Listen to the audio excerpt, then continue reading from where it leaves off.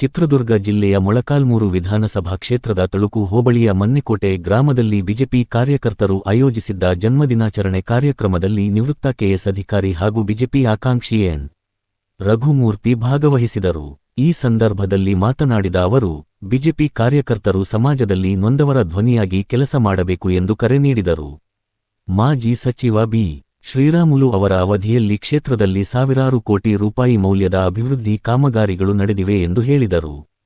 ಪ್ರಧಾನಿ ನರೇಂದ್ರ ಮೋದಿ ನೇತೃತ್ವದ ಕೇಂದ್ರ ಸರ್ಕಾರ ಕಳೆದ 12 ವರ್ಷಗಳಲ್ಲಿ ಭ್ರಷ್ಟಾಚಾರರಹಿತ ಆಡಳಿತ ನೀಡಿದ್ದು, ರಾಷ್ಟ್ರೀಯ ಹೆದ್ದಾರಿಗಳು, ಜಲಜೀವನ್ ಮಿಷನ್, ವಸತಿ ಯೋಜನೆ, ಆರೋಗ್ಯ ಸೇವೆಗಳು ಸೇರಿದಂತೆ ಹಲವು ಅಭಿವೃದ್ಧಿ ಯೋಜನೆಗಳನ್ನು ಜಾರಿಗೊಳಿಸಿದೆ ಎಂದು ತಿಳಿಸಿದರು. ಯುವಕರು, ಮಹಿಳೆಯರು ಹಾಗೂ ಬುಡಕಟ್ಟು ಸಮುದಾಯದವರ ಅಭಿವೃದ್ಧಿಗೆ ಬಿಜೆಪಿ ಕಾರ್ಯಕರ್ತರು ಹೆಚ್ಚಿನ ಒತ್ತು ನೀಡಬೇಕು. ಕೇಂದ್ರ ಸರ್ಕಾರದ ಸಾಧನೆಗಳನ್ನು ಮನೆ ಮನೆಗೆ ತಲುಪಿಸಿ 2028ರ ವಿಧಾನಸಭಾ ಚುನಾವಣೆಯಲ್ಲಿ ಮೊಳಕಾಲ್ಮೂರು ಕ್ಷೇತ್ರದಲ್ಲಿ ಬಿಜೆಪಿ ಗೆಲುವಿಗೆ ಸಂಕಲ್ಪ ಮಾಡೋಣ ಎಂದು ಕರೆ ನೀಡಿದರು.